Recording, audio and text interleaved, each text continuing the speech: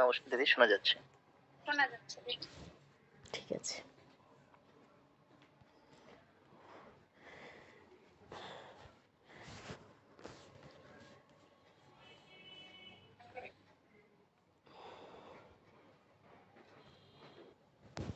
আমরা বৈদিক শান্তি মন্ত্রের মাধ্যমে শুরু করছি। ওম শ্রী গুরুভ্যো নমঃ। হরিঃ ওম।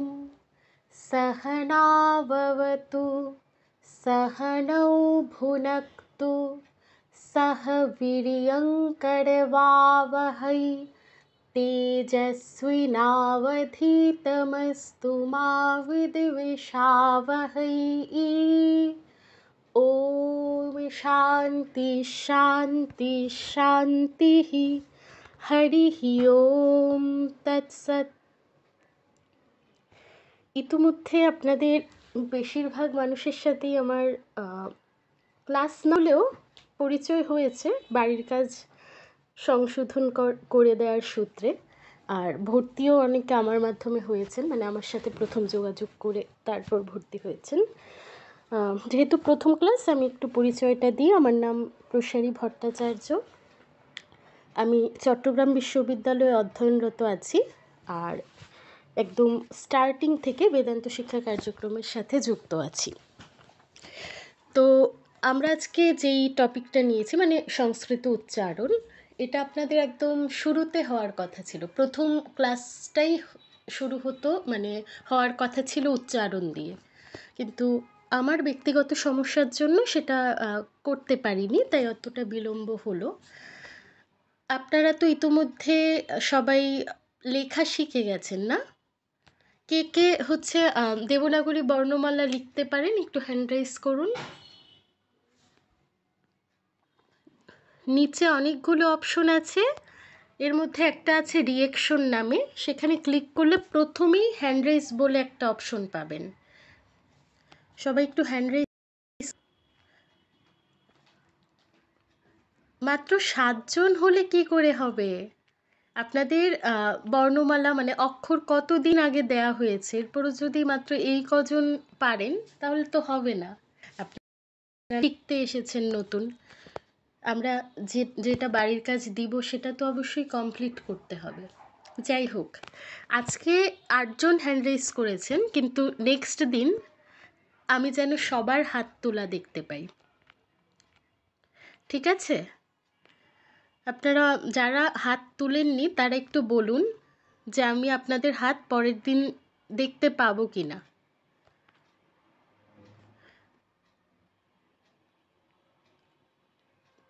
পাপিয়া ভৌমিক মহোদয়, একটু আনমিউট করুন।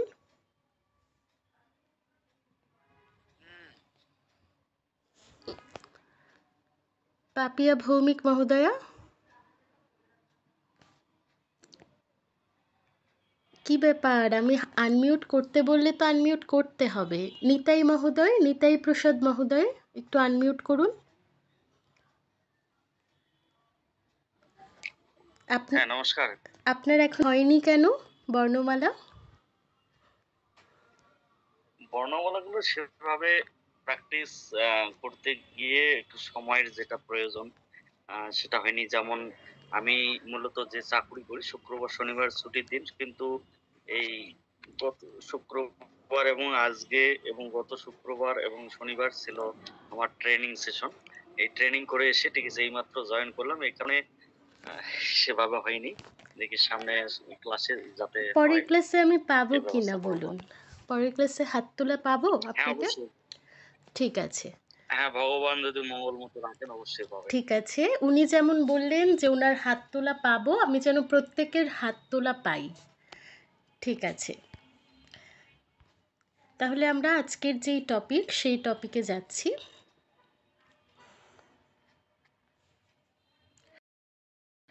সংস্কৃত উচ্চারণ এবং বাংলা উচ্চারণ দুইটার মধ্যে কিছু বেসিক পার্থক্য আছে। তো ওই বেসিক পার্থক্যগুলো জানলেই কিন্তু উচ্চারণ আর কঠিন মনে হবে না, কারণ দেখুন, বাংলা এবং সংস্কৃতকে কিন্তু বাংলার মা বলা হয়, বাংলার জননী বলা হয়। বাংলার উৎপত্তি হয়েছে সংস্কৃত থেকে। তো আমরা সংস্কৃতর সাথে বাংলার অনেক মিল পাবো, আমার মায়ের সাথে আমার অনেক মিল পাবো, এটা স্বাভাবিক বিষয়। তো সংস্কৃতর সাথে বাংলার অনেক মিল থাকবে, সেটা স্বাভাবিক। অনেক জায়গায় আমরা মিল পাবো, কিছু কিছু জায়গায় পার্থক্য আছে, সেই পার্থক্যটা জানতে পারলেই আমাদের উচ্চারণ শেখা হয়ে গেল।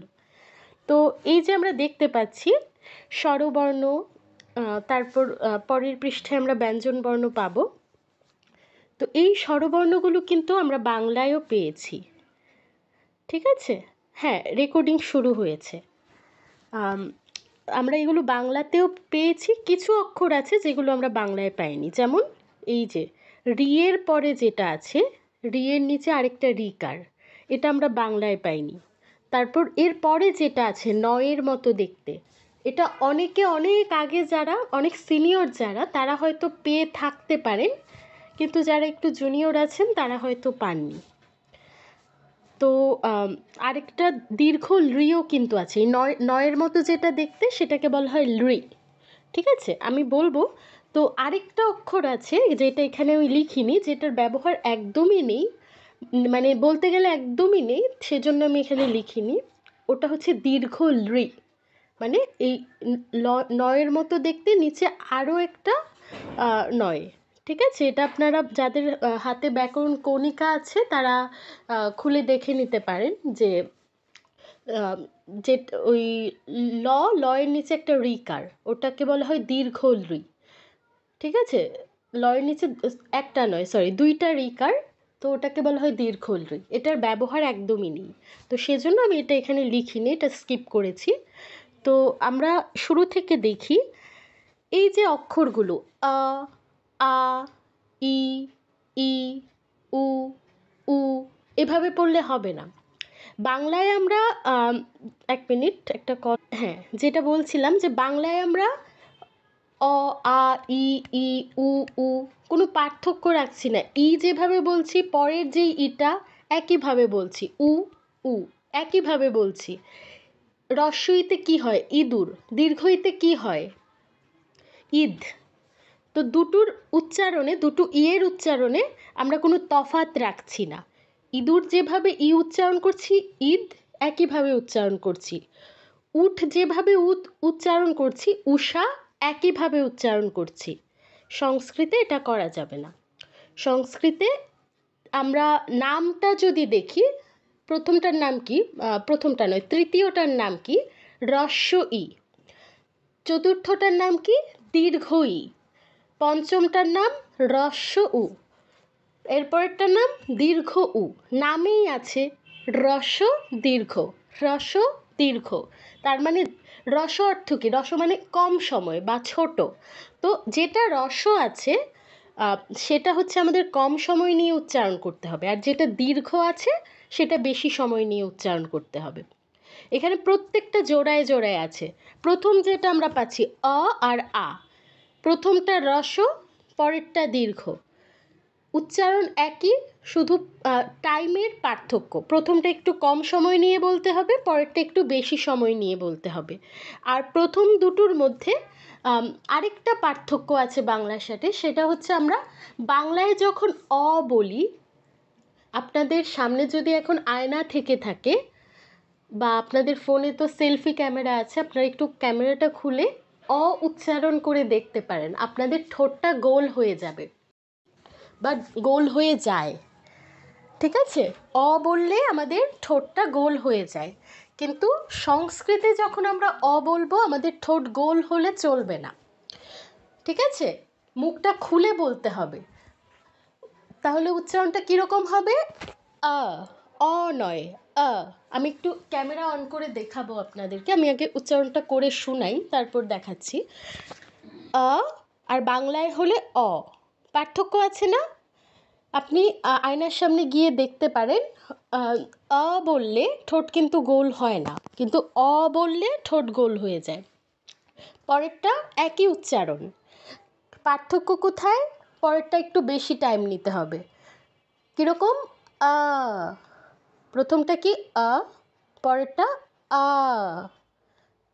এরপর হ্রস্ব ই দীর্ঘ ই। হ্রস্ব মানে কি জানলাম একটু আগে আমরা, যে অল্প সময় নিয়ে উচ্চারণ করতে হবে। তার মানে ই, এটা যদি আমরা 1 সেকেন্ড উচ্চারণ করি, পরের যেটা আছে ই, এটা আমাদের 2 সেকেন্ড উচ্চারণ করতে হবে।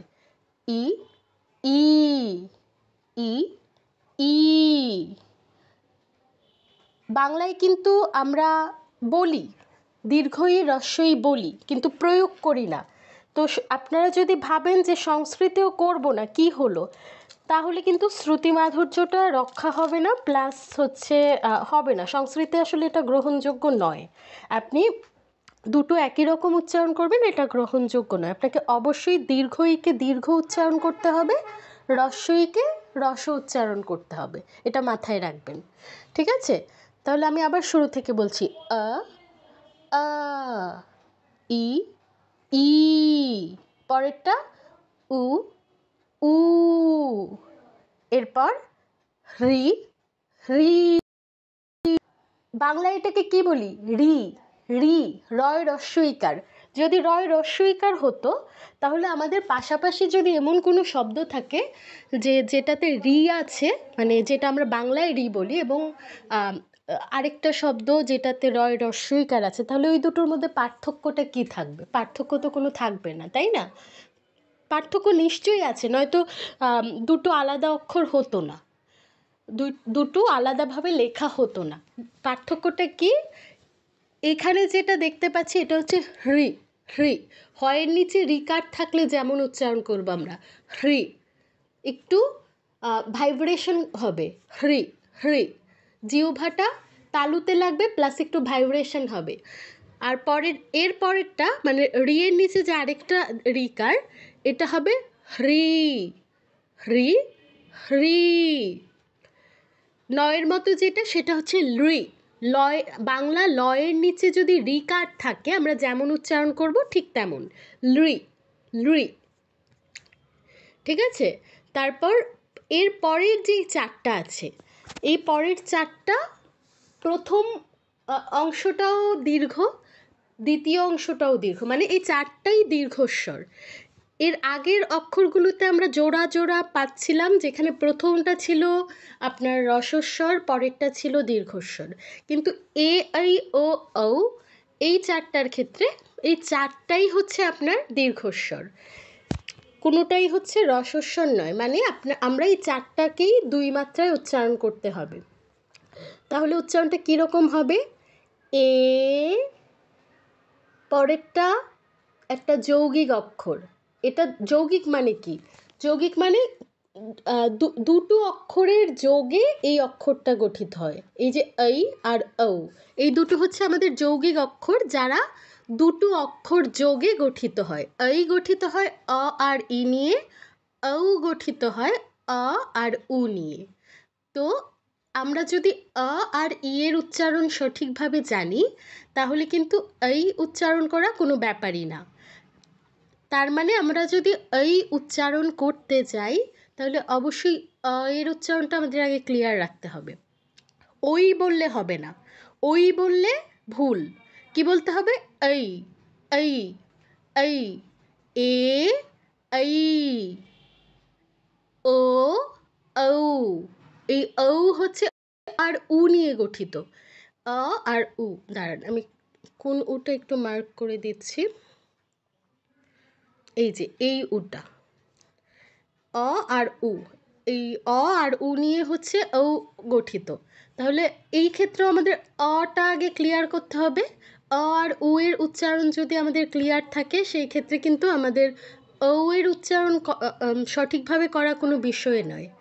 তো উচ্চারণটা কি হচ্ছে? ঔ ঔ। আর এর আগে যেটা আছে ও, এটাকে কিন্তু উ এর সাথে গুলিয়ে ফেললে হবে না, ঠিক আছে? আমরা অনেকেই আছি যারা হচ্ছে ওকে উ উচ্চারণ করি। যেমন বাংলায় যদি আমরা একটা শব্দ বলি, উল, উলকচু আছে না, উল, আমরা কিন্তু ওল বলি না, কি বলি? উল। তো উল বললে হবে না, সংস্কৃত যদি এই উচ্চারণটা হতো বা এই শব্দটা যদি সংস্কৃত কোনো শব্দ হতো, সেই ক্ষেত্রে আমাদের কি বলতে হতো? ওল। ঠিক আছে, বললে এটা গ্রহণযোগ্য হবে না সংস্কৃতে, ওল বলতে হবে। এই শব্দটা আমাদের সংস্কৃত শব্দ নয়, আমি জাস্ট বোঝানোর জন্য বললাম যে বাংলার ক্ষেত্রে আমরা এই ওকে উ বলি, কিন্তু সংস্কৃতে এটা বলা যাবে না, সংস্কৃতে ও বলতে হবে, উ বলা গ্রহণযোগ্য নয়। ঠিক আছে, তাহলে আমি অ থেকে ঔ আবারও বলছি। আ, আ, ই, ই, উ, উ, হ্রি, হ্রি, লৃ, এ, ऐ, ও, ঔ,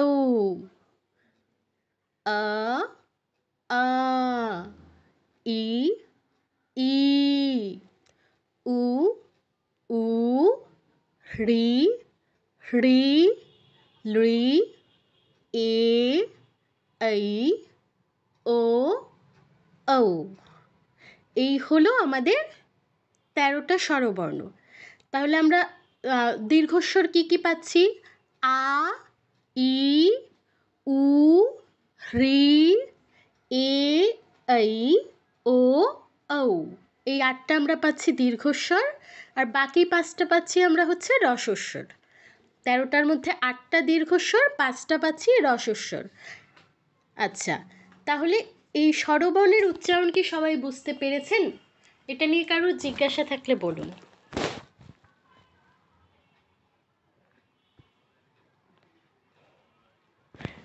তনয় মহোদয়, আপনি হ্যান্ড রেজ করেছেন, আপনি কিছু বলতে চাইছেন?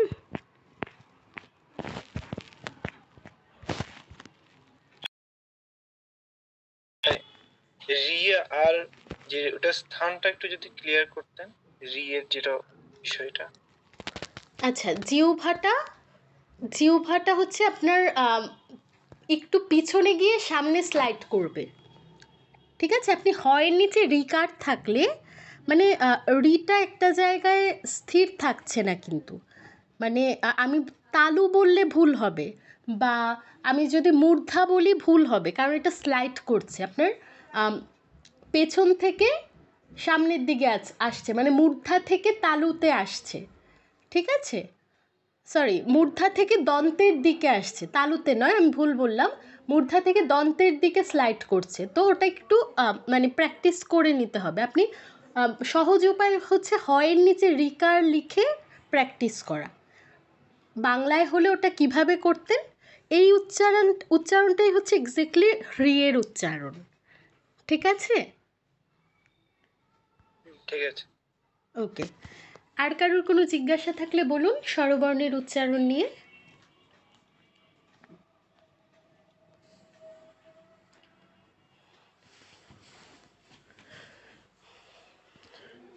সবাই কি বুঝতে পেরেছেন তাহলে? নমস্কার দিদি। হ্যাঁ, নমস্কার। দিদি ওই নয়েরটা বুঝাই দেন একটু। নয়, দেখতে নয়ের মতো, কিন্তু উচ্চারণ তো নয় নয়, এটা হচ্ছে লয়ের নিচে রিকার থাকলে যেমন উচ্চারণ হবে, লৃ, লৃ। আপনি একবার বলুন। লি, না, লি নয়, লি হলে তো আপনার লয়ের সাথে রস্য ইকার থাকলে এমন উচ্চারণ হতো। লয়ের সাথে রিকার, আপনি কয়ের সাথে রিকার থাকলে কি বলবেন? ক্রি। তাহলে লয়ের সাথে রিকার থাকলে কি বলবেন? লি। হ্যাঁ, লৃ। লতে জাস্ট টাচ করে রি, লৃ। লি। ধন্যবাদ, নমস্কার। নমস্কার। আর কারোর কোনো জিজ্ঞাসা?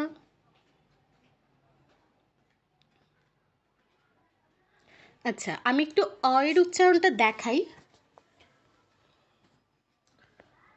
আমাকে কি দেখা যাচ্ছে?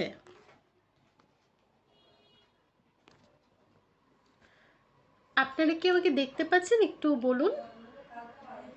হ্যাঁ, দেখা যাচ্ছে। আচ্ছা, আমার অয়ের উচ্চারণটা একটু খেয়াল করবেন। আমি এটা কিন্তু খুবই গুরুত্বপূর্ণ একটা উচ্চারণ, কারণ প্রত্যেকটা ব্যঞ্জন বর্ণের উচ্চারণ এই অয়ের উচ্চারণের উপর নির্ভর করে। আমি বাংলায় যখন অ বলি, দেখুন, খেয়াল করে দেখুন, অ, ঠোঁটটা গোল হয়ে যাচ্ছে, অ। কিন্তু সংস্কৃতে যখন আমরা অ বলবো কীরকম বলবো? অ নয়, এখানে কিন্তু আমার ঠোঁট গোল হচ্ছে না, সামনে প্রসারিত হয়ে গোল হচ্ছে না।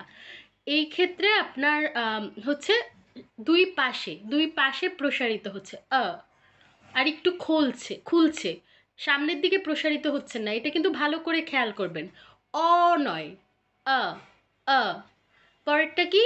আ, ই, ই, উ, উ, হ্রি, হ্রি, লৃ, এ, ऐ, ও, ঔ। সবার ক্লিয়ার হয়েছে? কারো কোনো জিজ্ঞাসা থাকলে বলুন, নয়তো আমরা ব্যঞ্জন বর্ণে যাব।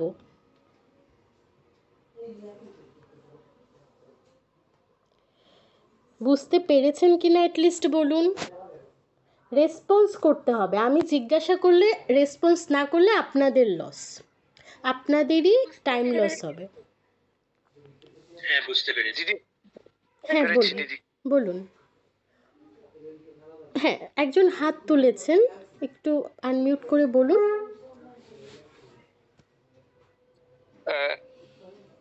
নমস্কার। ওই আর ও, এই দুটো একটু যে আবার যদি একটু বলতেন। লাস্ট দুটো? ওই অ্যান্ড ও। আচ্ছা, ওই নয়, আপনাকে প্রথমেই হচ্ছে অটা ক্লিয়ার করতে হবে। অ নয়, অ আর ই মিলে হচ্ছে এই, ঠিক আছে? আপনি বলুন এই। এই হ্যাঁ, এই আর ঔ হচ্ছে অ আর উ মিলে। আপনাকে প্রথমেই অ আর উ হচ্ছে ক্লিয়ার করতে হবে, তাহলেই আপনি ঔ পারবেন। বলুন ঔ। ও না, ঔ। ঔ নয়, ঔ। ও হ্যাঁ, অনেকটাই হয়েছে। এটাই বিষয় যে এই হচ্ছে, এই আর ঔ হচ্ছে আপনার যৌগিক বর্ণ।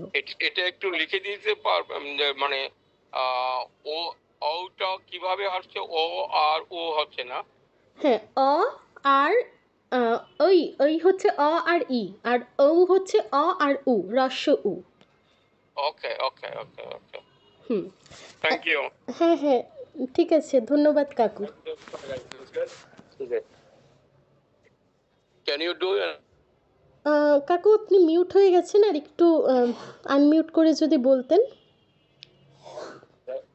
হ্যাঁ, কি বলছিলেন? না আমি যেটা বলছি, যেটা এটা কি ওই যেটা আর কি, ওই যেটা সেটা কি এ না ও আর ই, রস্যি নাকি দীর্ঘ ই? রস্যই। রস্যই। আর ও যেটা হচ্ছে সেটা হচ্ছে অ এবং ও, তাই তো? অ এবং রস্য উ। রস্য ও। হ্যাঁ। ওকে, থ্যাংক ইউ।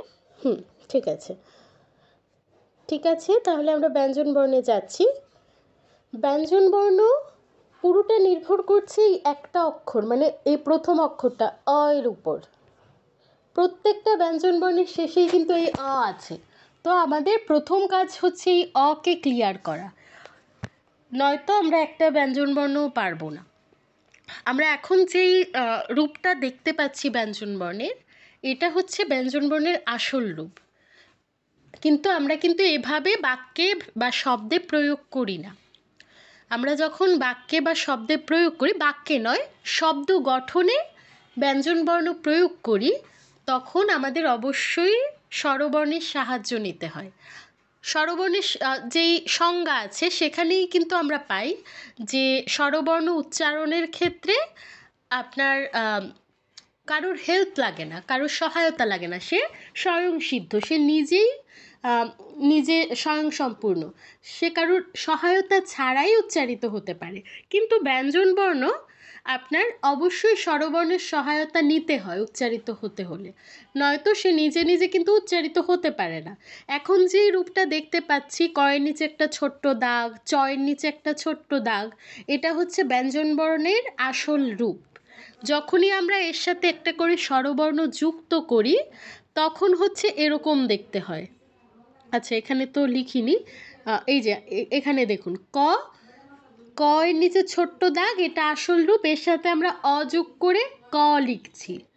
এই ক মানে আপনার কিন্তু এখানে অবশ্যই একটা অ আছে, মাথায় রাখবেন। আমরা এই হসন্তের মূল্য কিন্তু বাংলায় আমরা দেই না, বাংলায় আমরা এই হসন্তকে পুরোপুরি ইগনোর করি, কিন্তু সংস্কৃতে আপনার একটা বিন্দুরও অনেক মূল্য। আপনি একটা ফোঁটা দিলেও এর অর্থ পরিবর্তন হয়ে যেতে পারে, এটা মাথায় রাখবেন, কারণ ওই ফোঁটাটা হচ্ছে আপনার অনুস্বার। তো সংস্কৃতে একটা বিন্দুরও অনেক মূল্য, এটা মাথায় রাখবেন। এই হসন্তেরও অনেক মূল্য আছে। তো এই কটা আমরা যদি বিশ্লেষণ করি, আমরা কি কি পাচ্ছি? কয় হসন্ত যুগ অ, কয় হসন্তটা মূল রূপ, সাথে অ যুক্ত হয়, তখন আমরা এটাকে ক বলতে পারি। তো এখানে আমরা যে প্রথম 25টা অক্ষর সেগুলো লিখেছি ক থেকে ম অবধি। এই ক থেকে ম অবধি 25টা অক্ষর উচ্চারণের ক্ষেত্রে আমাদের যে জিহ্বা আছে, এই জিহ্বা মুখের বিভিন্ন স্থানে স্পর্শ করে, ঠিক আছে? এই 25টা অক্ষর উচ্চারণ ভালো করে খেয়াল করবেন কি বলছি। 25টা অক্ষর উচ্চারণের ক্ষেত্রে আমাদের মুখের ভিতরের বিভিন্ন অংশে এই জিহ্বা স্পর্শ করে, তাই এই 25টা অক্ষরকে বলা হয় আপনার স্পর্শবর্ণ, ঠিক আছে? এর পরেরগুলোকে কিন্তু স্পর্শবর্ণ বলা হয় না। এই ক থেকে ম অবধি 25টা অক্ষরকে আপনার স্পর্শবর্ণ বলা হয়। আর একটা বিষয়, আপনার কিন্তু আমার নোটে কিন্তু সব কিছু লেখা নেই, কথা প্রসঙ্গে আমি অনেক কিছু বলছি যেগুলো আপনারা নোট নেবেন। আপনাদের মধ্যবর্তী পরীক্ষা হবে, চূড়ান্ত পরীক্ষা হবে। মধ্যবর্তী পরীক্ষা এবং চূড়ান্ত পরীক্ষায় বিভিন্ন শর্ট কোশ্চেন আসবে, যেগুলো আমি যা বলছি বা অন্যান্য টিচাররা যা বলছে সেই কথা থেকে কিন্তু অনেক কিছু আসবে। তো সব কিছু নোটে পাবেন না, যেটা ইম্পর্টেন্ট মনে হবে সেটা কাইন্ডলি নোট নেবেন। তো যেটা বলছিলাম, এই 25টা অক্ষরকে আবার 5টা 5টা করে মোট 5 ভাগে বিভক্ত করা হয়। প্রথম 5টা এক দল, পরের 5টা আরেকটা দল, এভাবে 25টাকে 5টা দলে বিভক্ত করা হয়। এই প্রতিটা দলকে, মানে ক থেকে ও 5টা হলো, এই 5টা এক দল। তো এরপর চ থেকে ইয়, এই 5টা একটা দল হলো। ট থেকে ণ, এগুলো একটা দল হলো। ত থেকে দন্তন্য একটা দল হলো। প থেকে ম আরেকটা দল হলো।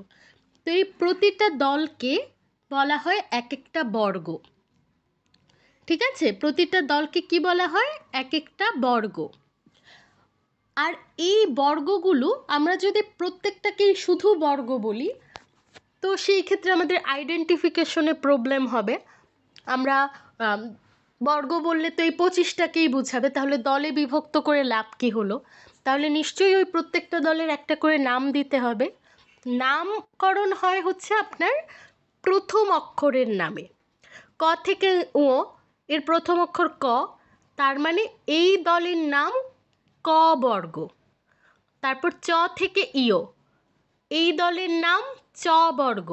ট থেকে মূর্ধন্য, এই দলের নাম হচ্ছে ট বর্গ, ত বর্গ, প বর্গ, ক বর্গ, চ বর্গ, ট বর্গ, ত বর্গ, প বর্গ।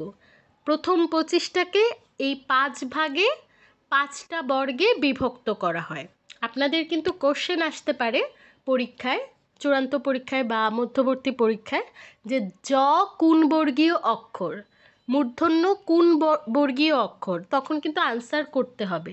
তো বিষয়টা খুব ভালোভাবে বুঝবেন। তাহলে কি বললাম, এই 5টা দলের বা 5টা বর্গের নামকরণ হয় প্রথম অক্ষরের নাম অনুসারে। তো আমি প্রতিটা দলকে একটা নির্দিষ্ট রঙে লিখেছি। ক বর্গের অক্ষরগুলো কালো, পরেরটা সবুজ, নীল, এভাবে প্রতিটা দলকে আলাদা আলাদা রঙে লিখেছি। এখন এই যে দলে বিভক্ত হলো, কেন হলো? নিশ্চয়ই একটা কারণ আছে, কারণ ছাড়া তো এদেরকে দলে বিভক্ত করা হয়নি, তাই না? কারণটা হলো, প্রতিটা দলের যেই অক্ষরগুলো আছে এই অক্ষরগুলোর উচ্চারণ স্থান একই। একই স্থানে উচ্চারণ স্থান একই বলতে জিহ্বা এক মুখের ভেতরের একই স্থানে টাচ করে ওই দলের প্রত্যেকটা অক্ষর উচ্চারিত হয়। ওই দলের প্রত্যেকটা অক্ষর উচ্চারণের জন্য আমাদের জিহ্বাকে একই স্থানে স্পর্শ করাতে হয়, জাস্ট সাউন্ডটা আলাদা বের করতে হয়। যেমন আপনারা ট্রাই করে দেখুন, ক খ, আমি বাংলা বলছি, সংস্কৃতে পরে যাচ্ছি, বাংলাতেও কিন্তু একই, ক খ গ ঘ উ। তো এই প্রত্যেকটা অক্ষর কিন্তু একই জায়গায় গিয়ে টাচ করছে আমাদের কণ্ঠে, জিহ্বার পেছনের অংশ আমাদের কণ্ঠে টাচ করে এই ক বর্গের অক্ষরগুলো উচ্চারিত হচ্ছে। তারপর চা ছা যা ঝা ঞ, এগুলো কোথায় কোথায় স্পর্শ করে উচ্চারণ হচ্ছে বলুন তো,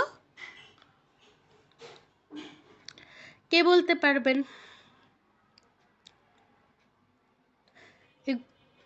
কেউ বলতে পারবেন না? আপনারা তো কি? আমি বলতে পারবো। হ্যাঁ বলুন তো।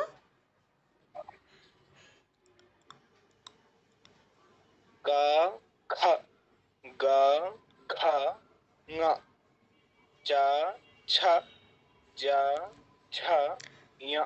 দাঁড়ান, আমি তো এটা জিজ্ঞেস করিনি মহোদয়, আমি বলেছি যে চ বর্গের অক্ষরগুলো কোথায় টাচ করছে, জিহ্বাটা উচ্চারণের সময় জিহ্বাটা কোথায় টাচ করছে, এগুলো আমরা বাংলা ব্যাকরণেও পড়েছি।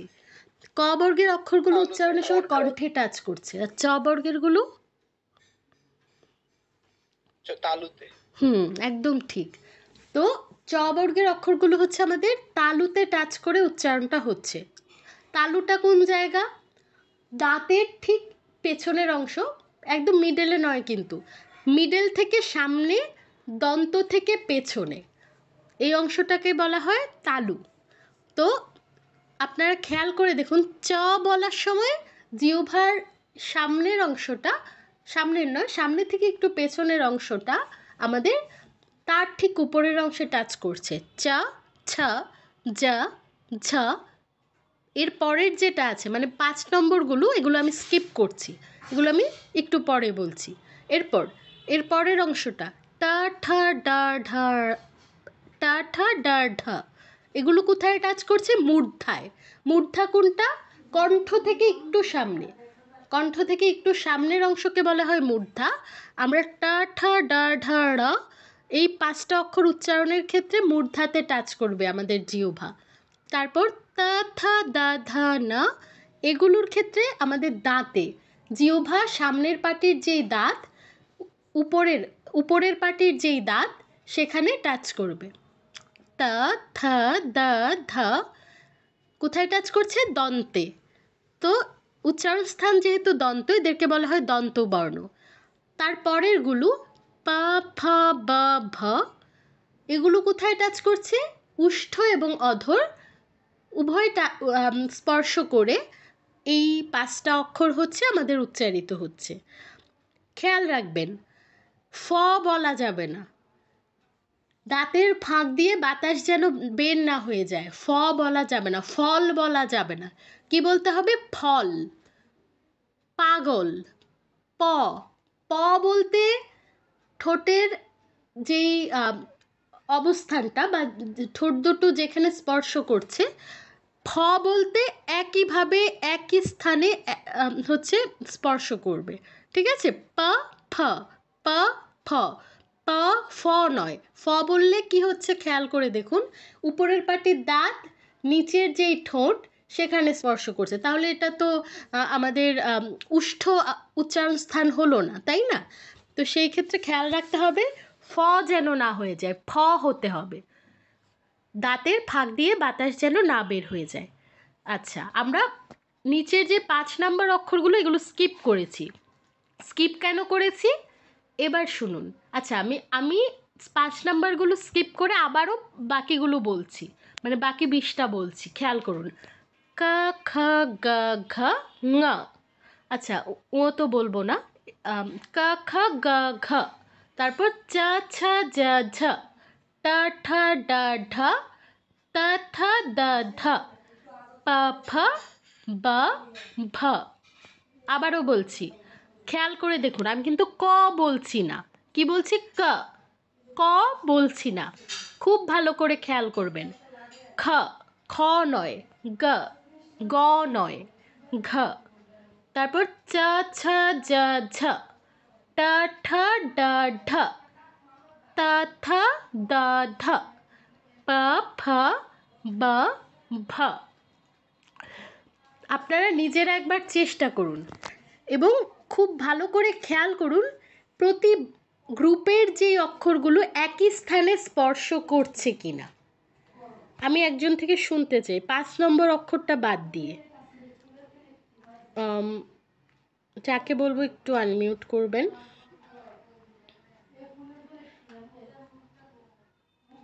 স্বজন মহোদয়, স্বজন সাহা মহোদয়, আমাকে একটু 5 নম্বর অক্ষরগুলো বাদ দিয়ে বাকি 20টা উচ্চারণ করে শোনান। নমস্কার দিদি। নমস্কার। কা খা গা ঘা, হুম, চা ছা যা ঝা, টা ঠা ডা ঢা, তা থা দা ধা, পা ফা বা ভা। প এর পরে কি বললেন? ফা। না, ফ নয়। প যেভাবে উচ্চারণ করছেন সেম ভাবে ফ উচ্চারণ করুন। পা ফা। না, ফ নয়, ফ। আচ্ছা, আমাকে দেখতে ও, পাচ্ছেন? আচ্ছা, আমাকে দেখতে পাচ্ছেন? হ্যাঁ। দেখুন, প প প এর ক্ষেত্রে কি হচ্ছে? দুটো ঠোঁট স্পর্শ করছে সেম ভাবে। ফ, ফ নয়, ফ করুন। পা ফা। হ্যাঁ, আমি এটাই বলেছি যে ফ বলা যাবে না, ফ বলতে হবে। আচ্ছা, আপনি যখন উচ্চারণ করলেন আমাকে একটু বলুন তো, আমি যে বললাম যে প্রতিটা গ্রুপের প্রত্যেকটা অক্ষর একই স্থানে জিহ্বা টাচ করবে, এটা কি আপনি খেয়াল করেছেন? মানে সত্যিই কি করছে? কা খা গা ঘা, চা ছা। না, জিওবাটা একই স্থানে তো টাচ করাটা আসছে না আর কি। কেন আসছে না? কা খা গা ঘা, এটা একই স্থানে টাচ করছে না? ও হ্যাঁ, এই চারটার ক্ষেত্রে একই স্থানে, মানে আমি বলতে চাচ্ছি যে পাঁচটার মানে 5 বর্গের ক্ষেত্রে হচ্ছে না আর কি। না না, আলাদা আলাদা 5টা হয়ে বলতে যাচ্ছে আমি পরের আমি বার। তো এই চারটার পরে 5 ছয়ের নম্বর আবার আলাদা। অক্ষরগুলো সহ বুঝিয়েছি, কিন্তু 5 নম্বরটা এখন আমি শিখাইনি। আচ্ছা, আমি যেটা বললাম যে ক খ গ ঘ বা প্রথম বর্গের চারটা পূর্ণ, হ্যাঁ, একই জিহ্বা একই স্থানে টাচ টাচ করছে। করছে। হ্যাঁ, তার মানে আমাদের 5 নম্বর অক্ষরগুলো একই স্থানে টাচ করবে, এটা তো নিশ্চিত। কিন্তু আমরা যেটা করি বাংলার ক্ষেত্রে কি বলি?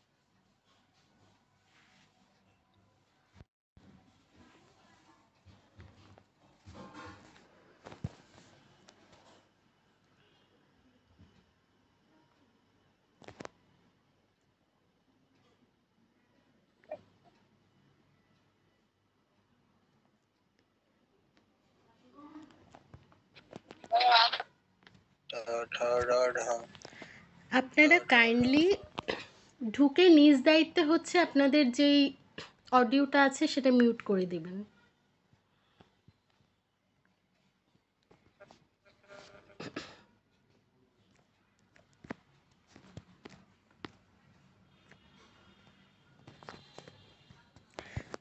আমার কথা স্পষ্ট শোনা যাচ্ছে কি? তো যেটা বলছিলাম যে আমরা যখন বাংলায় বলি ক খ গ ঘ উ, ও যখন বলছি বাংলার ক্ষেত্রেও কিন্তু সেম ব্যাকরণ, যে ক থেকে ও অবধি কণ্ঠে টাচ করবে, জিহ্বা কণ্ঠে টাচ করবে। কিন্তু ও যখন বলছি তখন কি জিহ্বা আমাদের কণ্ঠে টাচ করছে? আপনারা একটু বলে দেখুন তো, কারুর কি কণ্ঠে টাচ করছে ও বলার সময়?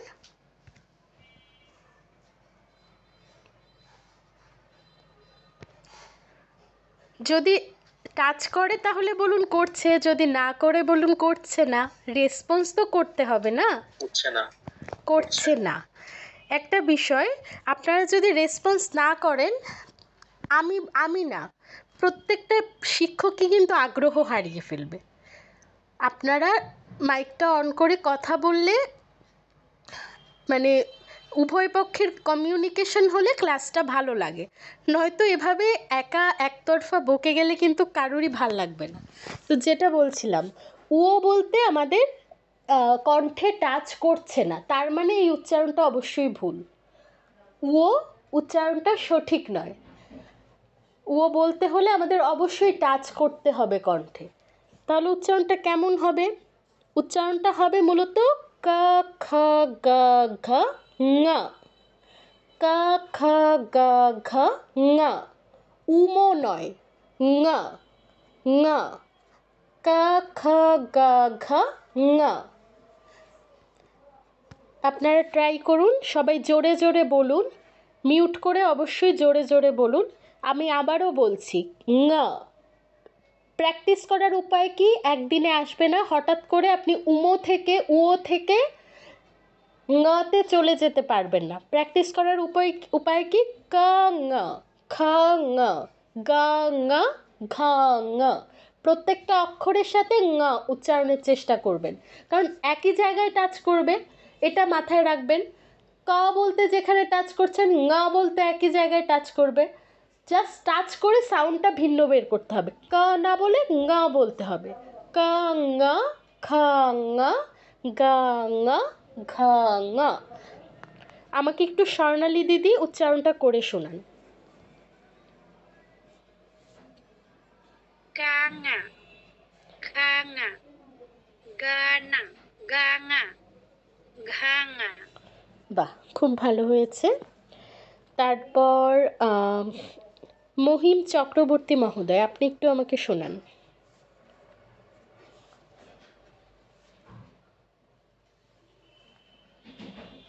মহিম মহোদয়,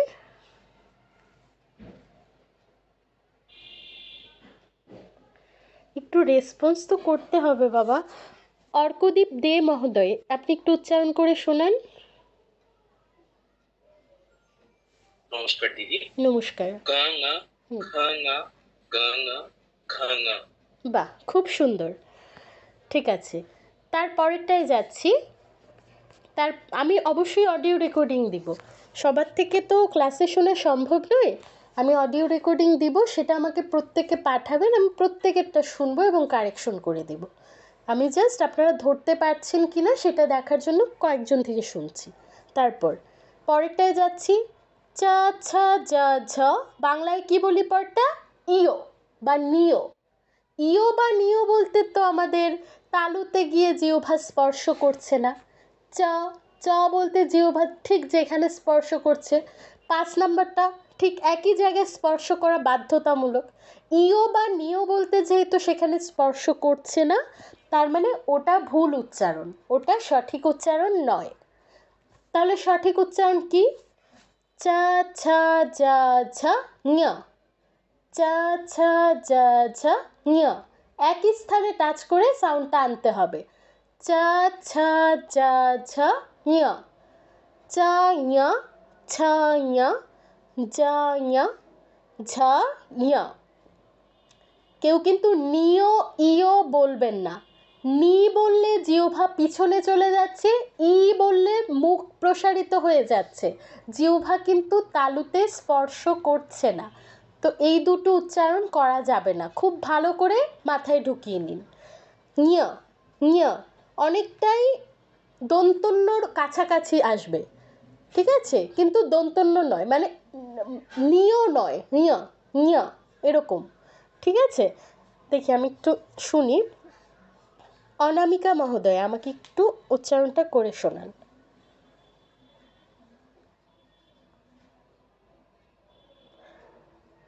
নমস্কার দিদি। নমস্কার। ছঞ ছঞ। আচ্ছা, এক মিনিট চ এক মিনিট দিদি, চ নয়, বলুন চ। চাঞ হুম, ঝ ঞ জ ঞ ঝ ঞ ঠিক আছে, ভালো হয়েছে। তারপর আশুতোষ আশু মহোদয়। আশুতোষ মহোদয়,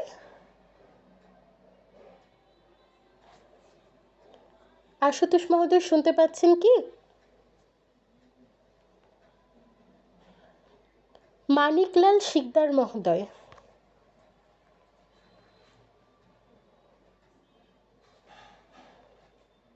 হ্যাঁ, আপনি একটু শোনান। চ ইয় চ ইয় এক মিনিট জয় মহোদয়, এক জয়। মিনিট। চ কেন বলছেন? আমি তো বারবার বলছি চ নয়, চ। চ বলুন। চ হ্যাঁ, এবার চ বলুন। চ ইয় ছ ইয় জ ইয় ঝ ইয়। আচ্ছা, ইও ঠিক আছে, কিন্তু অ ঠিক করতে হবে। যেটা কঠিন সেটা ঠিক আছে, কিন্তু সহজটা কেন হচ্ছে না? অ নয়, আ। আ চ। আমি চ আর চ কি এক হলো? আপনি আবার বলুন চ। চ না, চ নয়, চ। চ আপনি একটু ভিডিও অন করে বলুন তো, আমি একটু দেখি আপনি কীরকম ভাবে উচ্চারণটা করছেন। ভিডিও অন করা যাবে না। ঠিক আছে, আপনি পরে যখন ভিডিও অন করা যাবে তখন হচ্ছে আমাকে একটু ভিডিও করে পাঠাবেন, জাস্ট অ এর উচ্চারণটা 5 সেকেন্ডের, 5 সেকেন্ড নয়, 2 সেকেন্ডের, শুধু অ এর উচ্চারণটা একটু ভিডিও করে পাঠাবেন। আমার দেখতে হবে যে আপনার ভুলটা কোথায় হচ্ছে, তাহলে আমি বলতে পারবো যে কি করলে আপনি ঠিক করতে পারবেন। ঠিক আছে? হ্যাঁ, ঠিক আছে, আপনার ঞ এর উচ্চারণ ঠিক আছে, কিন্তু অ এর উচ্চারণটা ঠিক করতে হবে। আচ্ছা, তাহলে যেটা বললাম যে ইও ও বলা যাবে না, বলতে হবে কা খা গা ঘা ঙ আর চা ছা যা ঝা ঞ। তারপরের অংশে যাচ্ছি। টা ঠা ডা ঢা ড়া, টা ঠা ডা ঢা ড়া। দেখুন, মূর্ধন্য দন্তন্য বাংলায় দুটো ন আছে, কিন্তু আমরা হরিণ যেভাবে বলি, নদী একইভাবে বলি, যেটা সংস্কৃতে করা যাবে না। মূর্ধন্য মূর্ধায় টাচ হবে, দন্তন্য জিহ্বা দন্তে টাচ করতে হবে। দুটোর উচ্চারণ স্থান আলাদা, তাহলে উচ্চারণ কি করে এক হবে? নিশ্চয়ই পার্থক্য রাখতে হবে। তাহলে দুটোকে ন বলা যাবে না। একটা কি? টাড়া, ঠাড়া, ডাড়া, ঢা ড়া, ড়া, টা ঠা ডা ঢা ড়া, টা ঠা ডা ঢা ড়া। আমাকে একটু পলাশ বিশ্বাস মহোদয়, আপনি একটু উচ্চারণ করে শোনান।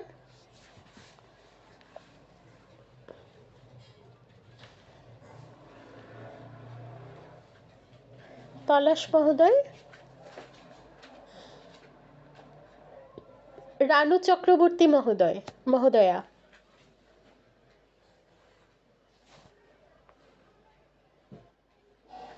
হ্যাঁ, আপনি একটু শোনান। নমস্কার দিদি। জ ন ঠ ন ড ন ঢ ন না, ন নয়, টা। টা টা বলতে জিহ্বাটা যেখানে টাচ করছেন একই জায়গায় নিয়ে টাচ করুন, তারপর সাউন্ড বের করুন না। বলুন। দিদি দিদি আরেকবার। হ্যাঁ, আপনি প্রথম বলুন টা। ট তো টা বলার উদ্দেশ্য নিয়ে জিহ্বা টয়ের জায়গায় নিন, কিন্তু সাউন্ডটা বের করুন না। না হ্যাঁ, একটু জোরে বলুন, আমি শুনতে পাইনি। জ ন না ঠ নয়, ন না নয়, ড়া ড়া, টা ড়া। ড় ড় ও ও ড় হ্যাঁ হ্যাঁ, একদম একদম পারফেক্ট। এটাই এটাই যেটা বলেছেন এটাই। হ্যাঁ, বলুন, আরেকবার বলুন। ঠ ট ড় হ্যাঁ। ঠ ড় হুম, ড ড় ঢ ড় একদম পারফেক্ট, এটাই উচ্চারণ। আচ্ছা, তারপর তপন রায় মহোদয়। নমস্কার দিদি। নমস্কার, আমাকে একটু শোনান। ট ন না, প্রথমেই শুনুন, ট নয়, টা। ট ট নয়, ঠোঁট গোল করা নিষেধ। টা। ট আপনি অ বলছেন। এবার হইছে কি? না, আপনি অ বলছেন, অ নয়, আ। মুখটা গোল হবে না, মুখটা প্রসারিত হবে, আ আ। ট আচ্ছা, আপনি হিন্দি পারেন? না না না দিদি, পারি না। আচ্ছা, হিন্দি পারলে সুবিধা হতো, কারণ হিন্দিতে অ এর উচ্চারণ আর সংস্কৃতে একই। তাহলে আ। আপনি আবার একটু আমার সাথে বলুন, আ। অ এবার অনেকটা হয়েছে। এবার বলুন, টা। অ ট ড়া। ন পুরোটা বলুন। ট ন এটা দিদি? হ্যাঁ হ্যাঁ, মানে টা ঠা ডা ঢা ড়া, পাঁচটাই বলুন। আচ্ছা, ওকে। ট ন ঠ ন ঠ ন ঠ ন, এরকম। সবই ঠিক আছে, কিন্তু অ এর উচ্চারণ হচ্ছে না। অ এর উচ্চারণ অনেক প্র্যাকটিস করতে হবে। ঠিক আছে, অসুবিধা নেই। এটা যেহেতু অনেক দিনের অভ্যাস, সেটা একদিনে এই কয়েক মিনিটে কয়েক ঘন্টায় হবে না, অনেক প্র্যাকটিস করতে হবে, তারপরেই আসবে। এটা স্বাভাবিক। এটা মানে আপনি ভাববেন না যে আপনি পারছেন না, আপনি পারবেন অবশ্যই যদি প্র্যাকটিস করেন। ঠিক আছে, ভালো হয়েছে। ঠিক আছে, তাহলে আমরা আবার শুরু থেকে একবার না অবধি বলছি। কা খা গা ঘা ঙা, চা ছা যা ঝা ইয়া, টা ঠা ডা ঢা ড়া। এরপরেরগুলো একদম সহজ। তা থা দা ধা না। এই নাটা আমরা বাংলায় না যেভাবে বলি ঠিক সেভাবে, জাস্ট অ এর পার্থক্য আসবে। অ হবে না, জাস্ট আ হবে। মানে ত না হয়ে তা, থ না হয়ে থা, দা ধা আর না। তা থা দা ধা না।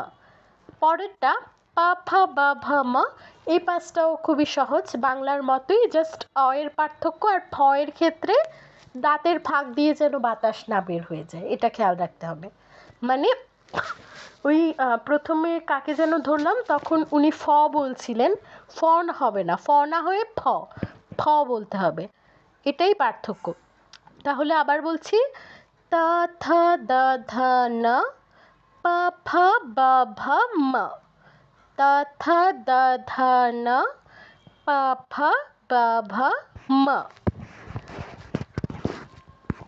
আমাকে একটু উত্তম মহোদয় একটু ত বর্গের অক্ষরগুলো শোনান। নমস্কার দিদি। নমস্কার। তা থা দা ধা না। গুড, খুব ভালো হয়েছে। আর সজল মহোদয়, আপনি প বর্গের অক্ষরগুলো শোনান। নমস্কার। নমস্কার। পা ফা পা ফা বা ভা মা। বাহ, খুব ভালো। তাহলে আমাদের এই দিদি, আমার 25টা হচ্ছে স্পর্শবর্ণ শেষ হয়ে গেল। চ বর্গের যে নিয়াটা, হ্যাঁ, নিয়ার উচ্চারণটা যদি আবার একটু করতেন, এটা এই লাগতেছে, ঝামেলা লাগতেছে। চ বর্গেরটা চ চ আচ্ছা, ছ বর্গের অনুনাসিকটা। এটা হচ্ছে চা ছা যা ঝা ইয়া, ইয়া বলুন। ইয়া ইয়া, চা ছা যা যা ইয়া। ই বললে হবে না, ইয়া। মানে জিহ্বাটা চ এর জায়গায় টাচ করতে হবে, তারপর বলতে হবে। আপনি চ যেখানে উচ্চারণ হচ্ছে, মনে মনে ভাবুন চ উচ্চারণ করব, করে ওই জায়গায় জিহ্বাটা নিয়ে যান, কিন্তু উচ্চারণ করুন ইয়া। নিয়া হ্যাঁ, এটাই। নিয়া হ্যাঁ, নিয়া। ও আচ্ছা, বুঝতে পারছি। উচ্চারণের স্থানটা এক, শুধুমাত্র নিয়াই হবে, মানে ওই উচ্চারণটাই হবে। জাস্ট হচ্ছে মানে মূর্ধাতে হচ্ছে এই, আপনার তালুতে হচ্ছে ইয়া করবে। হ্যাঁ, জিহ্বাটা ওই জায়গায় নিয়ে যেতে হবে, তারপর সাউন্ডটা হচ্ছে ডিফারেন্ট বের হবে আর কি। পাঁচটার ক্ষেত্রে আলাদা আলাদা সাউন্ড বের হবে, কিন্তু জিহ্বা ওই একই জায়গায় টাচ করবে। ঠিক আছে? ধন্যবাদ দিদি। হ্যাঁ, ঠিক আছে, নমস্কার। আচ্ছা, এই 25টা অক্ষর নিয়ে কারোর কোনো জিজ্ঞাসা আছে কি না? আচ্ছা, ও এর উচ্চারণ দেখুন, কা খা গা ঘা ঙা, উও বলবেন না বা উমো বলবেন না, কা খা গা ঘা ঙা, ঙা। টেকনিক ওই একই। ভাবুন আমি ক উচ্চারণ করব, পজিশনে নিয়ে যান, কিন্তু সাউন্ডটা বের করুন ঙা, ক না বলে ঙা। পাপিয়া ভৌমিক মহোদয়, আমি তো আপনাকে বললাম একটু আনমিউট করুন, আপনি তখন করলেন না। আপনি কাইন্ডলি একটু আনমিউট করুন, তাহলে আমি বুঝতে পারবো আপনি ভুল করছেন কি না। আপনি একটু আনমিউট করুন, পাপিয়া ভৌমিক। দেখুন, আমার মুখে শুনে শুনে কিন্তু আপনাদের উচ্চারণ জীবনেও ঠিক হবে না। আপনার উচ্চারণ শিখতে গেলে আপনার নিজের মুখে বলতে হবে, আর নিজে নিজে যদি আপনি চেষ্টা করেন আপনার ভুলগুলো সংশোধন হবে হয়তো। আমি বলছি না যে হওয়া অসম্ভব, সম্ভব অবশ্যই, অনেক অনেক চেষ্টা করলে। কিন্তু কারোর যদি সাপোর্ট থাকে, কেউ যদি ভুলগুলো ধরিয়ে দেয়, সেই ক্ষেত্রে কিন্তু আমাদের শেখাটা অনেক ইজি হয়ে যায়, তাই না? আপনি যদি আনমিউট করে একটু মুখ ফুটে বলেন, সেই ক্ষেত্রে আপনার ভুলটা আমার কানে বাজবে, আমি বলে দিব আপনার এখানে ভুল হচ্ছে, তাহলে তো আপনার সুবিধা, আমার এখানে কোনো লাভও নেই, লসও নেই। তো একটু আনমিউট করতে বললে কাইন্ডলি আপনারা আনমিউট করবেন। আর আপনাদের যদি কোনো প্রবলেম থাকে, সেটা একটু কাইন্ডলি চ্যাট বক্স নামে একটা অপশন আছে, এখানে লিখে দিবেন, তাহলে আমি আপনাকে বারবার বলবো না যে আপনি আনমিউট করুন। এইভাবে আমারও টাইম লস, আপনাদেরও টাইম লস, আর বেশি লস আপনাদের ক্লাস টাইম নষ্ট হচ্ছে। যাই হোক, কারোর কোনো জিজ্ঞাসা থাকলে বলুন, ক থেকে ম অবধি। মনে হয় সবাই বুঝতে পেরেছি কম বেশি। আনমিউট করতে পারছেন না কেন?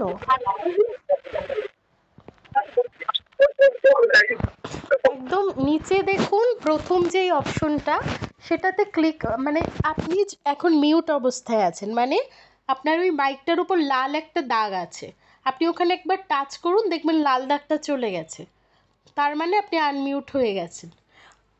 আপনাদের আমি ক্লাসের শুরুতেই বলেছিলাম, একদম প্রথম ক্লাসেরও আগে, যে আপনারা জুমের ব্যবহারটা কাইন্ডলি ভালো করে শিখে নেবেন। যাই হোক, আশা করি ক থেকে ম অবধি সবাই বুঝতে পেরেছেন, আর কারোর যদি জিজ্ঞাসা থাকে বলুন।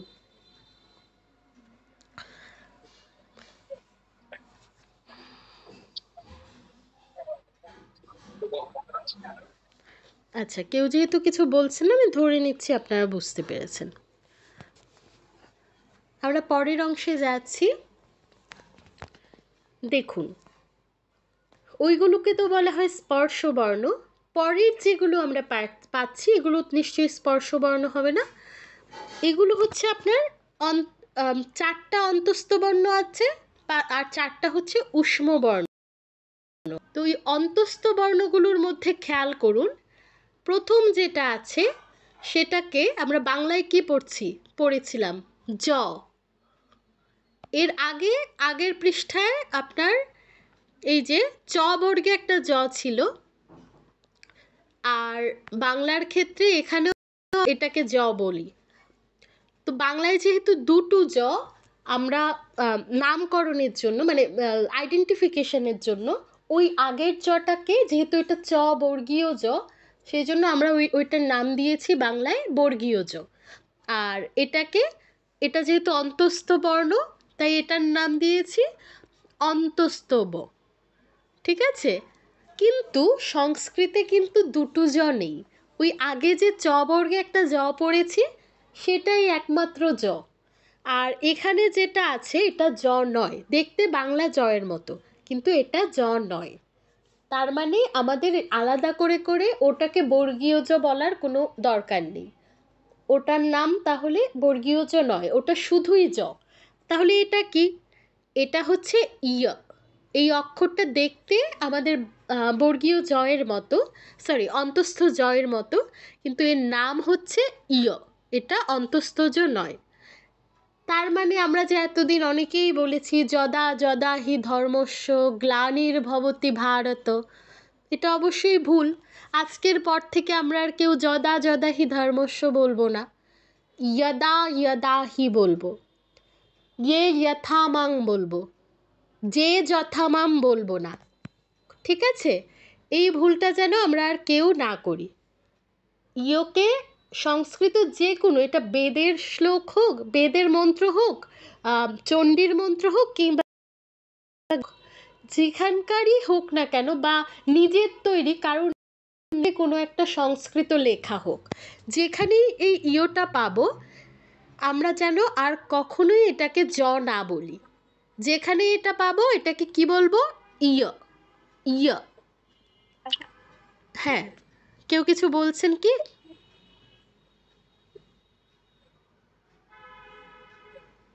আচ্ছা, কেউ যদি কিছু বলার হয় তাহলে আনমিউট করবেন, নয়তো আনমিউট করবেন না। এতে মানে আশপাশের অন্যান্য লোকজনই ডিস্টার্ব হয়। আচ্ছা, ইও গেল। তারপর পরবর্তী অন্তঃস্থ হব কি? র, র। এই র বাংলার মতোই, জাস্ট অ এর পার্থক্য। যেহেতু অটা বাংলার সাথে সংস্কৃতে পার্থক্য আছে, তার মানে রতেও অটার পার্থক্য থাকবে। র না হয়ে কি হবে? র, র। এটাতে তেমন কিছু নেই। ল, লতেও তেমন কোনো অসুবিধা হওয়ার কথা না, এখানেও জাস্ট অ এর পার্থক্য। এর পরে যেটা আছে, এর পরেরটা নিয়ে অনেক বিষয় আছে, যেটা আপনাদের মানে ঝামেলায় ফেলতে পারে। এটাকে দেখতে বয়ের মতো মনে হচ্ছে, কিন্তু এটা ব নয়। অনেক আগে আমি স্বরবর্ণ পড়ানোর সময় বলেছিলাম যে অনেক আগে যারা অনেক সিনিয়র যারা আছেন তারা হয়তো রি পেয়েছেন, নয়ের মতো যে দেখতে যে অক্ষরটা সেটা পেয়েছেন। ওই যারা রি পেয়েছেন তারা এই অন্তস্থ বটাও পেয়েছেন। তারা লয়ের পরে বাংলার ক্ষেত্রেও একটা ব পেয়েছিলেন, ওটা আমরা বাংলায় বই বলতাম। কিন্তু ওই যে বললাম যে দুটো জ থাকায় আইডেন্টিফিকেশনের জন্য আমরা ওই চ বর্গের জটাকে বর্গীয় জ, যেহেতু ওটা চ বর্গের জ, আইডেন্টিফিকেশনের জন্য বর্গীয় জ বলতাম। আর এই জকে মানে ইয়োকে বাংলায় অন্তস্থ জ বলতাম, যেহেতু এটা অন্তস্থ বর্ণ, জাস্ট আইডেন্টিফিকেশনের জন্য। তো আগে যখন এই লয়ের পর এই বটা ছিল বাংলার ক্ষেত্রে, তখন ওই বটাকে, এই যে এই বটাকে আমাদের বর্গীয় ব বলা হতো। কিন্তু যেহেতু এখন আর এই বটা লেখা হয় না বাংলায়, তো ওটা আলাদা করে বর্গীয় ব বলা হয় না। তখন এই বটাকে, লয়ের পরের যে বটা, এটাকে অন্তস্থ ব বলা হতো। এখন আর এটা ব্যবহৃত হয় না বলে ওই বটাকে জাস্ট বই বলা হয়, আর বর্গীয় ব বলা হয় না। কিন্তু সংস্কৃতে তো দুটো আছে, মানে দুটো থাকলেও দুটো কিন্তু ব নয়। আগেরটা হচ্ছে আমাদের ব, আগেরটা বাংলা ব, যেরকম উচ্চারণ করি ঠিক তেমন, জাস্ট অ এর পার্থক্য, ব না হয়ে ব হবে। আর এটা কি হবে? ও, এটা কিন্তু ব নয়। এটা আপনারা যখন সংস্কৃত অক্ষর শিখেছেন তখন নিশ্চয়ই দেখেছেন যে দেখতে কিন্তু এটা বাংলা বয়ের মতো, কিন্তু উচ্চারণটা আজকে শিখছেন। দেখতে বাংলা বয়ের মতো হলেও এটা কিন্তু ব নয়, এটা হচ্ছে ও। নিচের উপরের পাটির দাঁত, নিচের যেই ঠোঁট সেখানে লাগবে। ঠিক আছে? ও নিচের পাটির, আমি বারবার নিচের পাটি বলছি, উপরের পাটির দাঁত, নিচের যেই ঠোঁট সেখানে লাগবে। ভালো করে খেয়াল করুন। ও, ঠিক আছে? আপনারা নিজেরা একটু চেষ্টা করুন, জোরে জোরে পড়ার চেষ্টা করুন। ও, উপরের পাটির দাঁত, নিচের ঠোঁটে ও। ইয়ারা লা ও, ইয়ারা লা ও। এই চারটার উচ্চারণস্থান কিন্তু আবার এক নয়, এই চারটার উচ্চারণস্থান আলাদা, তবে এই চারটাকে অন্তস্থ বর্ণ বলা হয়। ইয়া, রা, লা, ও, ইয়া, রা, ল, ও। এই চারটা অন্তস্থ বর্ণের মধ্যে শুধু ইয় এটা একটু মানে মনে রাখার বিষয়, আর ও এটা একটু প্র্যাকটিসের বিষয়। আপনাদের জানার জন্য বলছি, সংস্কৃতে বেশিরভাগ ব্যবহার হচ্ছে কিন্তু এই অন্তস্থ বয়ের। গীতায় আপনি বেশিরভাগ শ্লোক পাবেন অন্তস্থ ব যুক্ত, বর্গীয় ব যুক্ত শ্লোক কিন্তু খুবই কম। তো এর ব্যবহার কিন্তু আমরা অনেক পাবো, তাই এর উচ্চারণটা অবশ্যই খুব ভালোভাবে ক্লিয়ার করতে হবে। ও, নট ব, ও। ঠিক আছে, আমাকে একটু অন্তস্থ বর্ণগুলো কে শোনাবেন? সঞ্জয় মহোদয়, আপনি শোনান। নমস্কার দিদি। নমস্কার। ইয়, হুম। র, ল, ব, না, ব কেন বলছেন? ও, ব, ও, ও। ব, ব, নিচের ঠোঁটে উপরের দাঁতগুলো টাচ করান, তারপর বলুন ও। ব। হুম হুম, এখন অনেকটা হয়েছে। এখানে কিন্তু ব আসবে না, ও। হ্যাঁ হ্যাঁ এটাই। ঠিক ব। আছে। ব। হুম হুম, ঠিক আছে। তারপর আমাকে একটু শিমুল দাদা, আপনি একটু শোনান। নমস্কার দিদি। নমস্কার। ইয়ার রা লা উয়া না, এটা একটু বিকৃত হয়ে গেল, ও। উয়া আপনি জাস্ট টাচ করান উপরের দাঁতগুলো, নিচের ঠোঁটে টাচ করেন, তারপর জাস্ট সাউন্ডটা বের করুন, ও। উয়া উয়া হ্যাঁ হ্যাঁ, এখন অনেকটা হয়েছে। ঠিক আছে, বাকি তিনটা ঠিক আছে, এটা আরেকটু প্র্যাকটিস করবেন। আচ্ছা, তাহলে অন্তস্থ বর্ণের পরে আসছে আমাদের উষ্ম বর্ণ। উষ্ম বর্ণ হচ্ছে আমাদের চারটা আছে, যার মধ্যে লাস্ট যেটা হ, এটা নিয়ে আমাদের কোনো সমস্যা হওয়ার কথা না। বাংলার মতোই উচ্চারণ, জাস্ট অয়ে পার্থক্য, হ, হ না হয়ে হ হবে। কিন্তু আগের যেই তিনটা আছে, তিনটা স, বাংলায় বলি স, বাংলায় আমরা কি করি? সতে কি হয়? তালব্যস্যতে শাপলা, মূর্ধন্যস্যতে কি হয়? সার, দন্তস্যতে সত্য।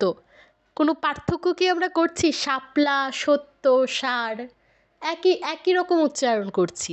অথচ তালব্যস্যর উচ্চারণ স্থান তালু, মূর্ধন্যস্যর উচ্চারণ স্থান মূর্ধা, আর দন্তস্যর উচ্চারণ স্থান কোথায়? দন্ত। উচ্চারণ স্থান একদমই আলাদা, অথচ আমরা উচ্চারণ একই রকম করছি। সংস্কৃতে এইসব ফাঁকিবাজি চলবে না। উচ্চারণ স্থান ঠিক যেখানে, সেখানে জিহ্বা টাচ করে উচ্চারণটা করতে হবে। প্রথমটা কি, নাম কি? তালব্যস্য। তালব্যস্য মানে উচ্চারণ স্থান তালু। তালব্য বর্ণ আমরা কি কি পেয়েছিলাম? এই যে চ, ছ, জ, ঝ, ঞ, এগুলো ছিল আমাদের তালব্য বর্ণ, মানে উচ্চারণ স্থান ছিল তালু। এইগুলোর ক্ষেত্রে আমাদের জিহ্বা ঠিক যেখানে টাচ করেছে, তালব্যস্যর ক্ষেত্রে একই স্থানে টাচ করবে। চ, ছ, জ, ঝ, ঞ, স, চ, ছ, জ, ঝ, ঞ, স। এটার সহজ উপায় হচ্ছে, আমরা বাংলার ক্ষেত্রে তিনটা স ঠিক যেমন উচ্চারণ করি, সংস্কৃতে তালব্যস্যর উচ্চারণ ঠিক তেমন। ঠিক আছে, তালব্যস্যর উচ্চারণ কষ্ট করে শিখতে হবে না। আমরা নর্মালি যেরকম তিনটা স্বরের উচ্চারণ করি, তালব্যস্যর উচ্চারণটা সেটা। এরপর কি আসছে? মূর্ধন্যস্য। মূর্ধন্যস্য নামেই বোঝা যাচ্ছে, উচ্চারণ স্থান হবে মূর্ধা। এর আগে আমরা কি পেয়েছিলাম? ট, ঠ, ড, ঢ, ড়, এগুলো মূর্ধায় ছিল উচ্চারণ। তো একইভাবে টা, সা, জিহ্বা পেছনে যাবে, কণ্ঠের ঠিক আগে জিহ্বার সামনের অংশ গিয়ে টাচ করবে। ট, ট, সা, ঠ, সা, ড, সা, ঢ, সা, ড়, সা। তার মানে আমাদের তালব্যস্য উচ্চারণ করতে হবে চ বর্গের সাথে ম্যাচ করে, মূর্ধন্যস্য উচ্চারণ করতে হবে ট বর্গের সাথে ম্যাচ করে। তারপর যেটা আসছে দন্তস্য, সেটা হচ্ছে আপনার নামে বোঝা যাচ্ছে দন্তবর্ণ। তার মানে দন্তবর্ণ এর আগে আমরা পেয়েছিলাম ত বর্গের অক্ষরগুলো, তা থা দা ধা ড। কোথায় টাচ করেছিলাম? জিহ্বার সামনের অংশ উপরের পাটির দাঁতে। তো এখানেও সেম, জিহ্বার সামনের অংশ উপরের পাটির দাঁতে টাচ করে কি বলবো? সা। সা। সহজ উপায় কি? সহজ উপায় হচ্ছে আপনারা SUN এই ইংরেজি শব্দটাকে কি বলেন আমাকে একটু বলুন তো। Sun. সান। Sun. সান। তো এই সান উচ্চারণ করতে এর উচ্চারণটা যেমন হচ্ছে দন্তস্বর উচ্চারণ ঠিক তেমন, সা সা সান সা। ঠিক আছে? এখানে একটা বিষয়, অনেকগুলো গীতা আছে, যেমন অনেক রেফারেন্স আমি দিতে পারছি না, আমি একটা গীতায় দেখেছিলাম, সামনের কভারটা হচ্ছে আপনার লাল রঙের একটা গীতা আছে, কি যেন ভুলে গেছি, ওখানে লেখা আছে আপনার ছ দন্তস্বর উচ্চারণটা হবে ছয়ের মতো, কিন্তু এটা কিন্তু একদম ভুল, দন্তস্বর উচ্চারণ আপনারা ছয়ের মতো করবেন না। আমি বলছি, পাশাপাশি বলছি, ছ স, ছ স। দুটো কি শুনতে একরকম শোনাচ্ছে? নিশ্চয়ই না। একটার উচ্চারণ স্থান তালু, একটার উচ্চারণ স্থান দন্ত, দুটো এক হওয়ার প্রশ্নই আসে না। স ছ এক হতে পারে না। তো কেউ যদি কোনোদিন শিখে থাকেন দন্তস্বর উচ্চারণ ছয়ের মতো, এটা ভুলে যান, দন্তস্বর উচ্চারণ ছয়ের মতো করবেন না, স স। ঠিক আছে? আপনি ফলো করতে হলে এসকে ফলো করুন, সানকে ফলো করুন, এখানে স এর উচ্চারণ যেমন হচ্ছে ঠিক তেমন, স। তাহলে আমি তিনটা স্বরের উচ্চারণ আবার করছি, স স স, স স স। আবারও বলছি, এগুলো কিন্তু খুব মানে প্র্যাকটিসের বিষয়, আমি পড়িয়ে দিচ্ছি, এরপর গিয়ে যদি আপনি প্র্যাকটিস না করেন আপনার হবে না। কারণ আপনি এত বছর ধরে বাংলায় একরকম করে এসেছেন, আজ হঠাৎ করে কিন্তু আপনি ওই শুদ্ধটা করতে পারবেন না, আপনাকে বারবার প্র্যাকটিস করতে হবে, বারবার প্র্যাকটিস করে এটা রেকর্ড করতে হবে, করে নিজে নিজে শুনতে হবে, দেখবেন আপনার কানে ভুলটা বাজছে। আবার বলছি তিনটা স, স স স, স স স। কে আমাকে তিনটা স্বরের উচ্চারণ শোনাতে পারবেন? একটু হ্যান্ড রেজ করুন।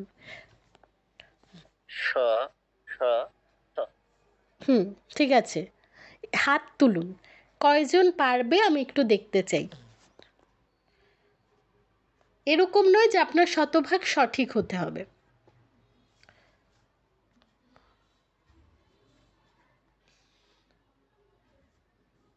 ঘুরে ফিরে কি 8জনই হাত তুলবে? এর আগের বারও 8জন হাত তুললো, বা একজন বেড়েছে, বাকিদেরও হাত তুলতে হবে। আমার একটা ফর্মুলা আছে, যারা হাত তুলে না আমি কিন্তু বেছে বেছে তাদেরকে কোশ্চেন করি। তো একটু হাত না তোলার ক্ষেত্রে সাবধান থাকবেন, যারা হাত তুলছেন না এমনভাবে প্রস্তুতি নেবেন যেন আপনারা হাত তুলতে পারেন। যাই হোক, আমাকে একটু শোনান, কে শোনাবেন? তপন রায় মহোদয়, আপনি শোনান। নমস্কার দিদি। নমস্কার। স স স স। সব ঠিক আছে, অ এর উচ্চারণটা ঠিক নেই, ওটা প্র্যাকটিস করবেন। আচ্ছা, নমস্কার। নমস্কার। সজল মহোদয়, আপনি শোনান। নমস্কার দিদি। নমস্কার নমস্কার। দিদি। স স স। আপনি বলুন, স সা স সা স। সা। তাহলে তো অ এর উচ্চারণ আপনি পারেন না এমন নয়, তাহলে অ কেন আপনি বাংলার মতো করছেন? প্র্যাকটিস করতে হবে অনেক। সা। হ্যাঁ আমি আবার একটু করি, আপনি একটু শোনেন। হ্যাঁ হ্যাঁ বলুন। সা সা সা সা। হ্যাঁ, এবার ঠিক আছে। ঠিক আচ্ছা, আছে। দন্তস্বর। হ্যাঁ সরি মহোদয়, আমি আপনাকে মিউট করে দিয়েছি, আপনি একটু আনমিউট করে আবার বলুন। বললাম দন্তস্বর উচ্চারণটা ঠিক আছে? হ্যাঁ হ্যাঁ, সা সা স ঠিক আছে। সা। আচ্ছা ঠিক আছে, ধন্যবাদ। হুম। তারপর স্বর্ণালী দিদি, আপনি একটু শোনান।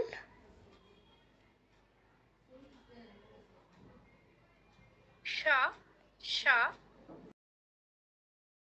kita sa খুব সুন্দর হয়েছে। ঠিক আছে, উৎপল মহোদয় আপনি শোনান। স সা স। আবার ভালো করে মনোযোগ দিয়ে বলুন, মাঝখানেরটা কি সা? আমি এলোমেলো করে ফেলছি, আবার বলি। হ্যাঁ স স সা। ঠিক আছে, কিন্তু স নয়, স। আপনি বলুন স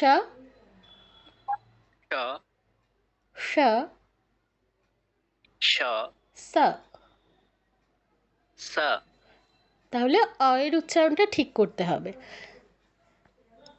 আচ্ছা, তারপর শিমুল দাদা আপনি শোনান। স স সা। বাহ, ঠিক আছে। তারপর আর কে বাকি রইল? রানু মহোদয়া আপনি শোনান।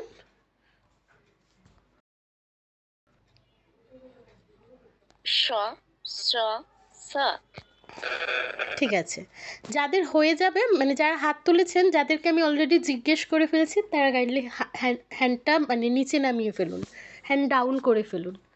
নয়তো আমি কাদেরকে জিজ্ঞেস করিনি সেটা বুঝতে পারছি না। আচ্ছা, স্বজন মহোদয় আপনি একটু শোনান। নমস্কার দিদি। নমস্কার। সা সা সা। বাহ, খুব সুন্দর। অনামিকা মহোদয়া আপনি শোনান।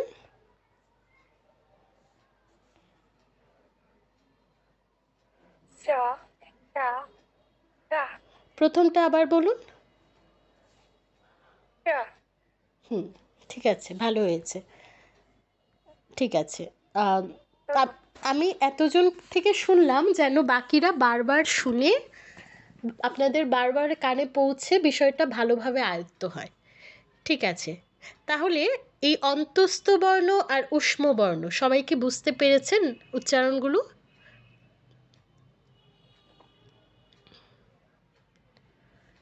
জি দিদি, বুঝতে পেরেছি। হ্যাঁ। আচ্ছা, তাহলে কারোর কোনো জিজ্ঞাসা আছে কি?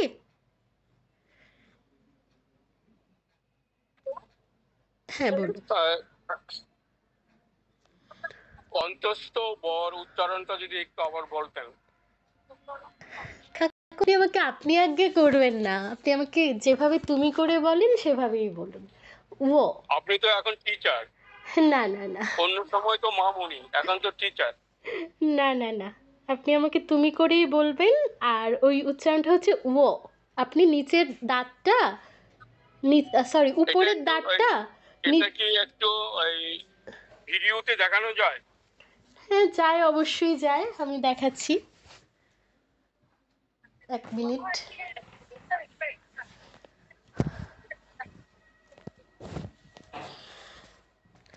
আমাকে দেখা যাচ্ছে? হ্যাঁ দেখা যাচ্ছে। এটা হচ্ছে ও। উপরের যেই দাঁত আছে সেটা নিচের ঠোঁটে লাগবে, ও। ঠিক আছে, কি বলছি, উপরের যে দাঁত সেটা নিচের যে ঠোঁট সেখানে টাচ করবে, ও ও। ঠিক আছে, ও। উপরের দাঁত নিচের ঠোঁট টাচ করার, আর সাউন্ডটা বের করুন হচ্ছে ও। হুম, কাকু আপনি বুঝতে পেরেছেন?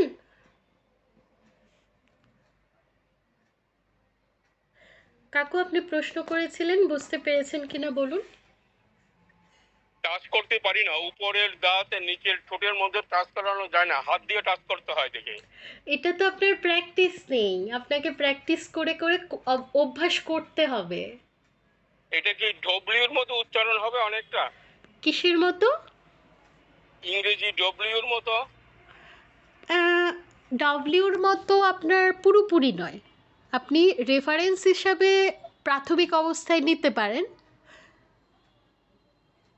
কারণ আপনি ডব্লিউর ক্ষেত্রে আমরা যখন ওয়াচ বলি, ওয়াচ কিন্তু আপনার পুরোপুরি ও হচ্ছে না, উয়া হয়ে যাচ্ছে, উয়া। কিন্তু যদি এটা ও হতো তাহলে হতো ওয়াচ। ওকে, না ইংরেজিতে ওই অন্তস্থ বকে ডব্লিউ দিয়ে রিপ্রেজেন্ট করে। হ্যাঁ, এখন আপনাকে বোঝানোর জন্য একটা না একটা কিছু তো ব্যবহার করতে হবে। আচ্ছা, আপনি আমাকে একটু বলুন তো যে ধকে ইংরেজিতে কিভাবে বোঝায়? কি কি কোনটা? ধ ধ ও ধ ধ ধানের ধ। ধ, হ্যাঁ হ্যাঁ, ট এর ঠ, না না না, ধানের ধ, ধানের ধ। দানের ধ। ওকে, ওটাকে ওরা যেটা করে আর কি ডিএইচ বলে। আচ্ছা, ডিএইচ। আর আপনার ঢকে কি দিয়ে বোঝায়? ঢাকের ঢ। ঢাকের ঢকে ওরা ঢয়ের উপরে একটা পয়েন্ট দেয়, দিয়ে আচ্ছা। ওটাকে ওইভাবে, কারণ এটা যেটা করা হয়, যেটা রস্বই আর দীর্ঘইর মতো অনেকটা, যেটা ঢ ঢ ঢ হইলে ওরাকে মোর সাউন্ড দিতে হবে, এই জন্য ওরা ওই ঢয়ের উপরে একটা একটা সাউন্ড দিয়ে দেয়, মানে একটা ফোঁটা দিয়ে দেয়। মানে ডিএইচ এর উপর একটা ফোঁটা দেয়। হ্যাঁ হ্যাঁ হ্যাঁ হ্যাঁ হ্যাঁ। তাহলে দেখুন, এখানে কিন্তু আপনি একদম পারফেক্টলি আনতে পারছেন না। অন্য একটা ভাষাকে আরেকটা ভাষার অক্ষরগুলো দিয়ে রিপ্লেস করা কিন্তু আপনার মানে পুরোপুরি সম্ভব নয়, ঠিক আছে? পুরোপুরি সম্ভব না। হ্যাঁ, তো ডাব্লিউ দিয়ে আপনি জাস্ট একটা ধারণা নিতে পারেন যে এভাবে মানে কাছাকাছি কিছু একটা, কিন্তু একদম এক্স্যাক্টলি ডাব্লিউ নয়। বুঝতে পারছেন। আবার ওই যে ও আর ইয়, এই দুটাকে একটু দেখাতে পারো? হ্যাঁ, ওটা দেখাতে পারবো, কিন্তু ওটা আপনি দেখে বুঝবেন কি না আমি দেখাচ্ছি, দাঁড়ান। না, এটার টেকনিকটা ছিল যে পয়ের মতো আসতে হবে জিহ্বাটাকে, আমাকে দেখতে পাচ্ছেন? উচ্চারণ। হ্যাঁ, দেখছি। দেখুন, কা খা গা ঘা ngা, এটা তো আসলে ভেতরের দিকের উচ্চারণ। ওটা আসলে কিভাবে বুঝাবো? কা খা, কা খা গা ঘা ngা, না ইও নয়, ngা। দেখুন, আমি কি ইও বলছি? ইও বলছি না। কা, পজিশন দেখুন আমার ঠোঁটের, কা ngা, একই একই একই পজিশন থাকছে, কোনো ব্যতিক্রম হচ্ছে না। কা খা গা ঘা ngা, একই পজিশনে রেখে আমি পাঁচটাই উচ্চারণ করছি। ঠিক তেমনই টা ঠা ডা ঢা ড়া, দেখুন তো আমার ঠোঁট লড়ছে কিনা। টা ঠা ডা ঢা ড়া, একই পজিশনে রেখে বলছি না। আবার অ কিন্তু সংস্কৃতে অ নয়, আ। এই ক্ষেত্রেও দেখুন আমার ঠোঁটটা কিন্তু অ মানে এরকম হচ্ছে না, অ এরকম হচ্ছে না, এরকম হচ্ছে, মানে এই দুই পাশে প্রশস্ত হচ্ছে, উপর নিচে নয়, আ, অ নয়, আ। ঠিক আছে? হ্যাঁ, ঠিক আছে, থ্যাংক ইউ। আচ্ছা, তাহলে আমি একটু ডকুমেন্টটা আবার শেয়ার করি। আগে যে ভিডিওটা দেখিয়েছি, ভিডিওগুলোতে এসে দেখেছি সেগুলো আপনার রেকর্ডিং হয়নি, কারণ আমি যখন ডকুমেন্ট শেয়ার করি তখন আমার ক্যামেরাটা স্ক্রিনে থাকে না। তো সেই জন্য আমি এই বাকিগুলো একটু করে বললাম, মানে অয়ের উচ্চারণটাও একটু করে বললাম। আচ্ছা, তাহলে এই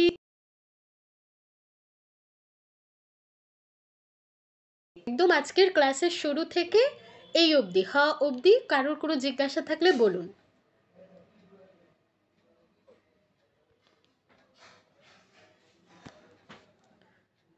নেই দিদি। আচ্ছা,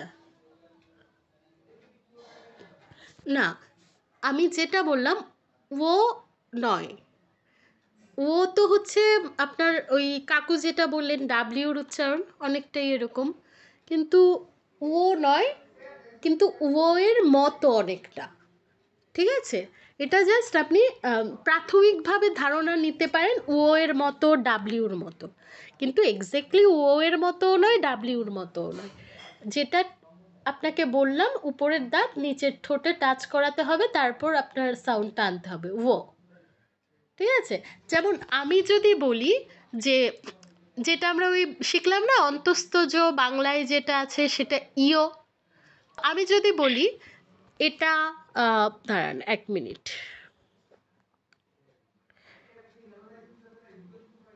যে আমি যদি বলি ইও এর উচ্চারণ আসলে ই আর অন্তস্তীয়র মতো, তাহলে কিন্তু এটা যারা ব্যাকরণ জানে, যারা তারা মানে কোনো, ধরুন আপনার পরীক্ষায় প্রশ্ন হলো যে ইও এর উচ্চারণ কেমন, আপনি লিখলেন ই আর অন্তস্তীয়, আপনাকে জাস্ট কেটে জিরো দিয়ে দিবে।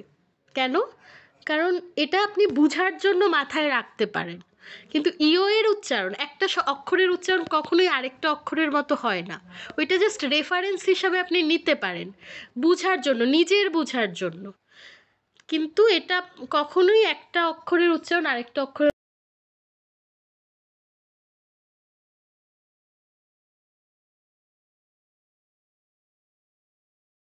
ধ প্রকাশ করছে পার্থক্য রাখার জন্য।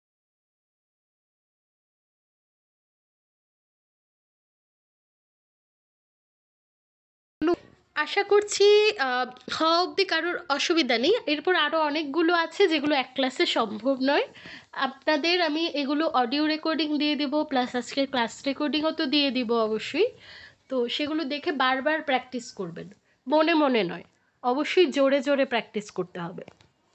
কারণ আপনি মনে মনে যাই উচ্চারণ করুন না কেন, যতই ভাবুন শিখে গেছেন, যতক্ষণ আপনি মুখে উচ্চারণ করবেন না আপনার ভুলটা কিন্তু ধরা পড়বে না। তো ধরুন আপনার ছেলে মেয়ে পাশে বসে আছে, মা বা বাবা পড়ছে, এটা নিয়ে ছেলে মেয়ে হাসছে, বা ধরুন যে কেউ ফ্যামিলির অন্য কেউ হাসাহাসি করবে, এটা কখনোই মাথায় রাখবেন না। আপনি একটা নতুন জিনিস শিখতে এসেছেন, লজ্জা থাকলে কখনোই আপনি শিখতে পারবেন না। আপনাকে অবশ্যই লজ্জা ভাঙতে হবে, আপনাকে অবশ্যই জোরে জোরে উচ্চারণ করতে হবে। আপনার অবশ্যই আয়নার সামনে গিয়ে, আপনি যদি আয়নার সামনে গিয়ে উচ্চারণ করেন আরও ভালো হয়। আয়নার সামনে গিয়ে খুব জোরে জোরে উচ্চারণ করবেন, যেন আপনার উচ্চারণটা শুনে বাসার সবাই সংস্কৃত উচ্চারণ শিখে যায়। যাই হোক, আমাদের আজকের যেই সামারি কি হলো, আমি অ থেকে বাকি যে ব্যঞ্জন বর্ণগুলো এগুলো একবার ভিডিওতে এসে উচ্চারণ করছি, কারণ আমাদের আগেরগুলো রেকর্ডিং হয়নি, আগের যেই ভিডিওগুলো সেগুলো রেকর্ডিং হয়নি, তাই আমি ভিডিওতে এসে উচ্চারণ করছি। শুরু থেকে বলছি, আ আ ই উ উ রি রি, আরেকটা লুরি আছে দীর্ঘ লুরি, সেটা ওরা বাদ দিয়েছি, লুরি এ ও ঔ। তারপর ব্যঞ্জন বর্ণ ক, ক নয় ক, ক, গ, ঘ, ঙ, চ, ছ, জ, ঝ, ঞ, ট, ঠ, ড, ঢ, ড়, ত, থ, দ, ধ, ন, প, ফ। ফ নয়, ফ নয়, দেখুন ফ বললে দাঁত ঠোঁটে লাগছে, ফ নয়, প, ফ, ব, ভ, ম।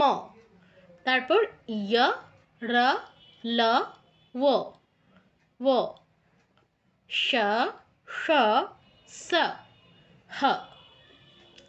আশা করছি উচ্চারণগুলো নিয়ে আর কারোর কোনো কনফিউশন নেই।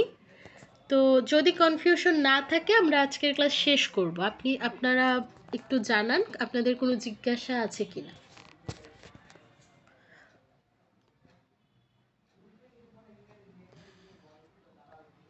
দিদি নমস্কার। দিদি নমস্কার। আমরা উচ্চারণ করি অডিও রেকর্ডটা কি আপনার কাছে পাঠাবো? অবশ্যই পারবো? অবশ্যই পাঠাতে পারবেন, না পাঠালে আমি কি করে বুঝবো আপনাদের ভুলটা কোথায় হচ্ছে। জি দিদি নমস্কার। ঠিক আছে, নমস্কার। আচ্ছা, আর কারোর কোনো জিজ্ঞাসা?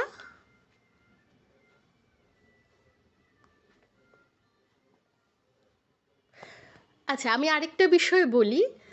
আপনারা প্র্যাকটিস গ্রুপে যে বাড়ির কাজ দিচ্ছেন, আপনারা কয়েকজন নিয়মিত দিচ্ছেন, বাকিরা দিচ্ছেন না। আপনারা কি ভাবছেন যে যারা বাড়ির কাজ দিচ্ছে তাদের বাড়ির কাজগুলো রিপ্লাই করা হচ্ছে না? রিপ্লাই কিন্তু করা হচ্ছে প্রত্যেকের ইনবক্সে। তো আপনারা ভাববেন না যে বাড়ির কাজ যারা দিচ্ছে তাদের রিপ্লাই করা হচ্ছে না।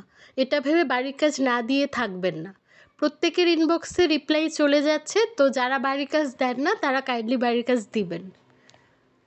আমরা প্র্যাকটিস গ্রুপে রিপ্লাই করছি না, কারণ একজন আরেকজনেরটা দেখে লিখে ফেলতে পারে। প্লাস আপনি যদি একজনেরটা দেখে লিখেন তখন আপনার শেখাটা হবে না। প্লাস আরেকটা বিষয় হচ্ছে আমি প্র্যাকটিস গ্রুপে দিলে প্রত্যেকের কাছে সেই নোটিফিকেশনটা যাবে, সেই জন্য আমি দিচ্ছি না। আমি সবাইকে পার্সোনালি রিপ্লাই করছি। তো আমি না, মানে অন্য টিচাররা সবাই মিলেই করছে, আমি একা করছি না। তো কাইন্ডলি আপনারা যারা বাড়ির কাজ পাঠাচ্ছেন না তারা হচ্ছে বাড়ির কাজ পাঠাবেন। নমস্কার সবাইকে। তাহলে আমরা শান্তি দিচ্ছি, শান্তি দিই তাহলে। আর কারোর তো জিজ্ঞাসা নেই না? হ্যাঁ দিদি, আমরা শেষ করি। ঠিক আছে, আপনারাও মিউট। আচ্ছা, একটা বিষয়, আমাদের মাঝে একজন উপস্থিত আছেন, স্বপন কুমার মৈত্র মহোদয়। উনি হচ্ছে আমাদের আপনাদের ইমিডিয়েট যে আগের ব্যাচ, সেই ব্যাচের স্টুডেন্ট ছিলেন। তো উনি আপনাদের সাথেও থাকবেন এবং আপনাদের সাথে বিভিন্ন, মানে আপনাদের নিয়মিত উনি যোগাযোগ রাখবেন। যে কোনো বিষয়, আপনারা সংস্কৃত রিলেটেড যে কোনো বিষয় হচ্ছে আপনি স্বপন মহোদয়ের সাথে শেয়ার করতে পারেন। উনি হচ্ছে আপনাদের একজন মেন্টর হিসেবে আপনাদের সাথে থাকবেন আমাদের প্র্যাকটিস গ্রুপে, এবং মেন গ্রুপে উনি অ্যাড আছেন। তো উনি হচ্ছে গত ব্যাচেও প্রত্যেক শিক্ষার্থীকে সমন্বিত করে একটা, মানে আমরা ক্লাসে যতটুকু পড়াচ্ছি ততটা কিন্তু এনাফ নয়, আপনাকে কিন্তু এর বাইরেও প্র্যাকটিস করতে হয়। তো আপনারা আগের প্রত্যেকটা ব্যাচই কিন্তু ক্লাসের বাইরে নিজেরা একটা গ্রুপ স্টাডি করতো। তো আমাদের গত ব্যাচে হচ্ছে ওই গ্রুপ স্টাডিটা অ্যারেঞ্জ করতেন স্বপন মহোদয়। তো আপনাদের গ্রুপ স্টাডিটাও আপাতত উনি অ্যারেঞ্জ করবেন। আপনারা যখন নিজেরা একটু এফিশিয়েন্ট হবেন, তখন মানে অনেকটাই শিখে যাবেন, তখন আপনারা অ্যারেঞ্জ করবেন। কিন্তু আপাতত যেহেতু আপনারা প্রাথমিক পর্যায়ে আছেন, অনেক প্রশ্ন আসবে।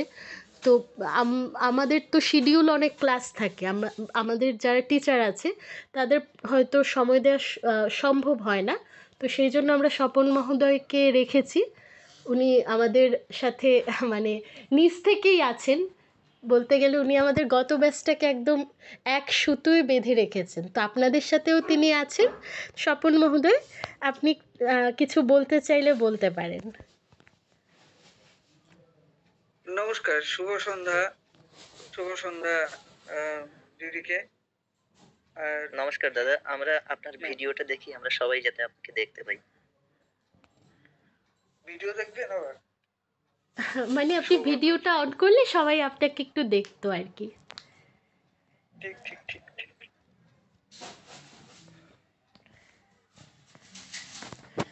এই আমি স্বপন মৈত্র, আলোটা পেছনে আলোটা দেখে দিই।